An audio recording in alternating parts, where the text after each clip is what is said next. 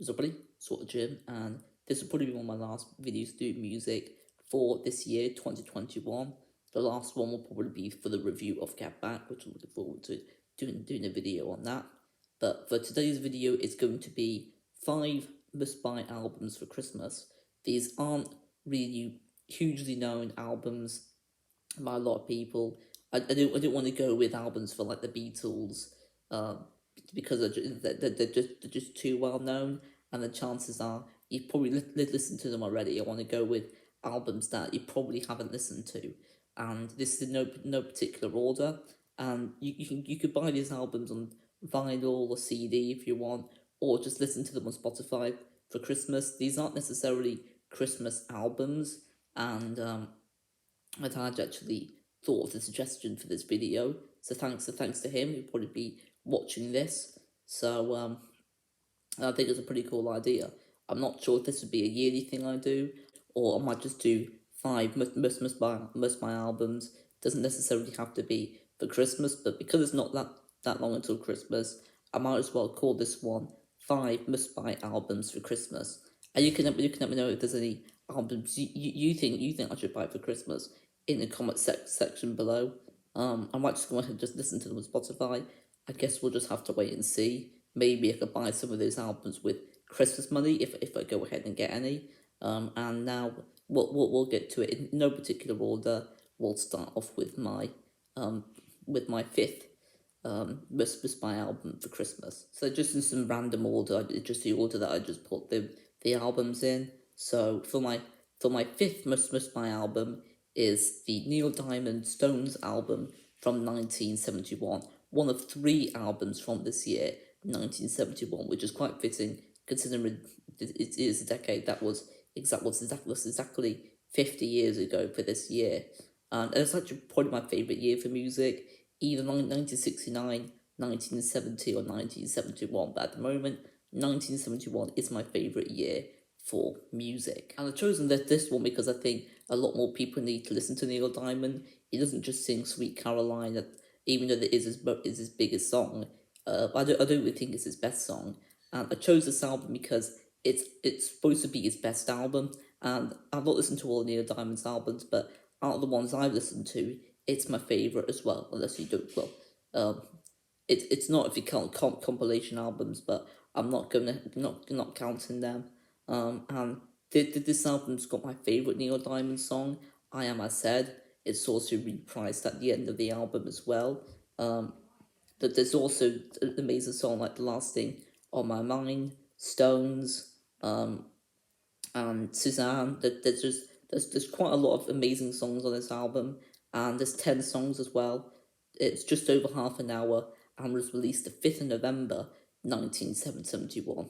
And now we'll move on to my next pick is from 1971 again, and that is a Carole King album, and it's the Tapestry album. She was actually good friends with Neil Diamond as well, so it's quite fitting that I've got them in this order. But she's someone that writes a lot of songs for other people, but she's also got her own albums, which I think are amazing. I've only listened to one album, but you never know, I might be listening to more albums from her in the future.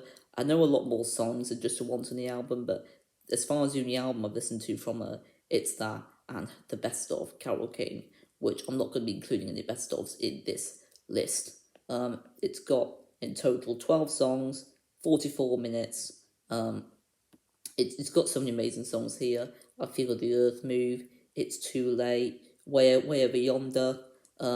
This also got a song in the top 100 songs of all time. It's also one of my dad's favourites, which is You've Got a Friend, who...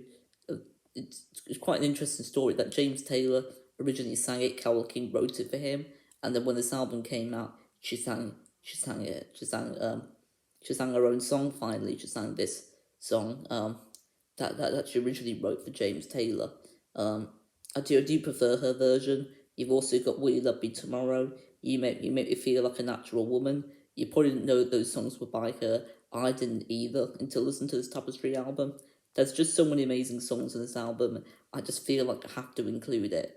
Even though it did sell loads of copies when it came out, it's not an album that many people really talk about anymore. And I feel like it's an album that more people should listen to because it's absolutely amazing. So for my next pick, it's a Roy Orbison album. He's got my favourite voice of all time. He's an amazing vocalist, and I've also done my top 10 Roy Orbison songs, and you can have linked that in the description below for you guys to watch if you want. It's actually one of my dad's favourite videos that I've made. He watches quite a lot of my videos, and that was one of his favourites.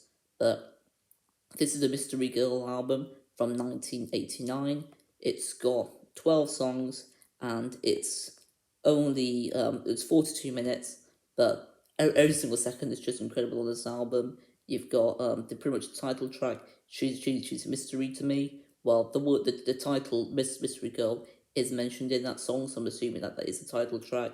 You've also got You Got It, I Love So Beautiful, Windsurfer, The Only One. There's just so many incredible songs on this album. Oh, well, I said there was 12 songs. There's actually 11 songs. My bad, but I just absolutely love the album. I can't listen to it again after this video, but I probably won't. It's still, though, an incredible album, and it deserves to be one of these spots. More people have to listen to Roy Orbison, as he's got my favourite voice of all time, one of my favourite vocals of all time. So now we'll move on to my second to last pick, and that is it's my third favourite album, studio album of all time, and that's from Harry Nilsson, Schmilsson, from 1971. 10 songs, and it's just an incredible album. I love every single song. My favourites are Gotta Get Up, Without You, which is one of the top 100 songs of all time. Gotta Get Up's close to being. You've also got the Moonbeam song. There's just so many incredible songs on this album. I'll try and find the exact length of the album in case you're wondering. And the Neil Diamond Stones album is actually 33 minutes, just over 30 minutes. But for this album, 10 songs, 35 minutes. I Never Leave You is an amazing song. So it's Jump into the Fire. It's got an incredible drum solo in that one. Oh, there's just so many amazing songs. Driving Along. I just absolutely love it. And I never heard of Harry Nilsson until I heard Without You and realised, oh, it's actually him that sang it. But actually, he didn't originally sing it. It was a cover from the band Badfinger. But I still think that his version is the definitive version of the song. It's so emotional, so brilliant, and the whole album is just brilliant all the way through. And I highly recommend to listen to this one. And it's from 1971, in case I've not mentioned that. Now I'll move on to my final pick for the 5 must buy albums for Christmas. And it's an album I mentioned in my top 5 albums of all time. It's not in there anymore, but I still absolutely love the album.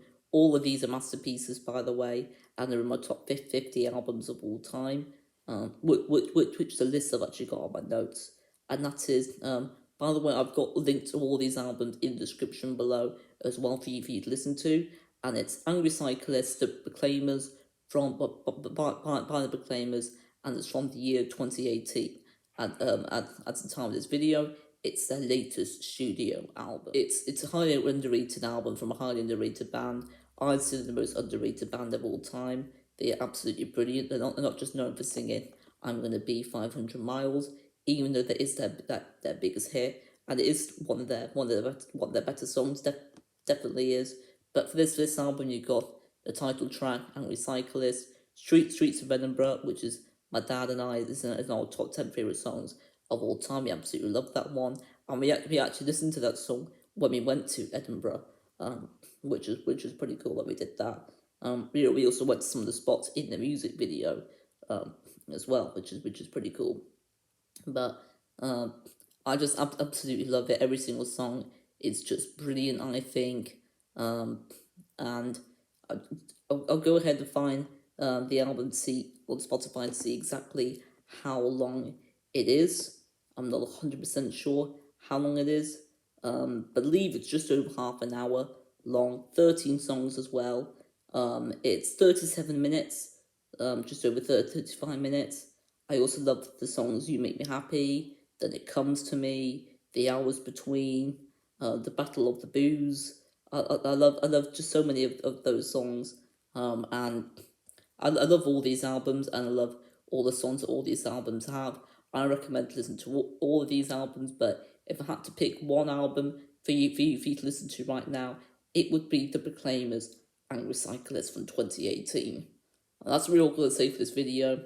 You can let me know your top 5 must buy albums. It doesn't have to be a top 5, just 5 must buy albums for Christmas or for any time of the year. It's entirely up to you. But I enjoy making this video and deciding which albums to do this for. I might go ahead and do it for more albums. We'll just have to wait and see. But for now, it's just going to be a one-off. And thank you for watching. Don't forget to leave a like, subscribe, and comment. Not long until Christmas now, only a few days left. And until next time, ciao.